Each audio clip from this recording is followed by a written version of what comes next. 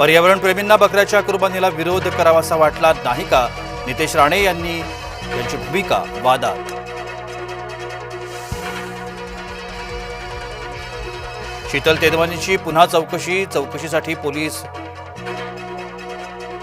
Sheetal तेजवानीला police आयुक्त कार्यालयात आणलं.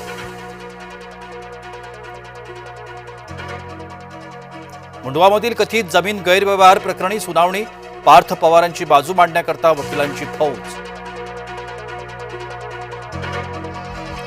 एफआयआर मध्ये पार्थ पवार आणि अमेडिया कंपनीचं नाव टाका. सामाजिक कार्यकर्त्या अंजनी दमानी यांची मागणी. शीतल तेजवानीची अटक केवळ दिखावा असल्याची ही टीका.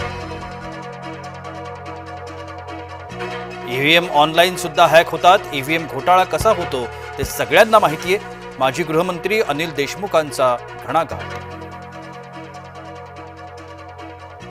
महापालिका निवडणुकीची लगबग. निवडणूक आयुक्तांची आज पालिका आयुक्तांशी चर्चा.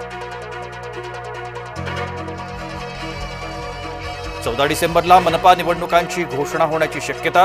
हिवाळी अधिवेशन संपतात निवडणुकांची घोषणा होण्याची सूत्रांची माहिती. अमोल पिटकरींचं रुग्णालयात स्टिंग ऑपरेशन. आरोग्य केंद्रात अवैध गर्भपात होत असल्याचा आरोप. अकोल्यातील हिवरखेड आरोग्य केंद्रातला प्रकार. एकनाथ खडसे हे सराईत गुन्हेगार. आमदार चंद्रकांत पाटलांची टीका. राजकीय गुन्हे सोडले तर माझ्यावर साधी एनसी सुद्धा नाही. खडसेंचं चंद्रकांत पाटलांना प्रत्युत्तर. मुंबईत 7 डिसेंबरला जैन समाजाचा मोर्चा. दादरचा कबूतरखाना सुरू करण्याची मागणी. जैन मुनी निलेशचंद्र महाराजांच्या नेतृत्वात मोर्चा. परळीत शरद पवार गट आक्रमक. ईव्हीएम असलेल्या ठिकाणी सुरक्षा नसल्याचा दावा. परळी नगर परिषद कार्यालयाबाहेर कार्यकर्त्यांचा गोंधळ.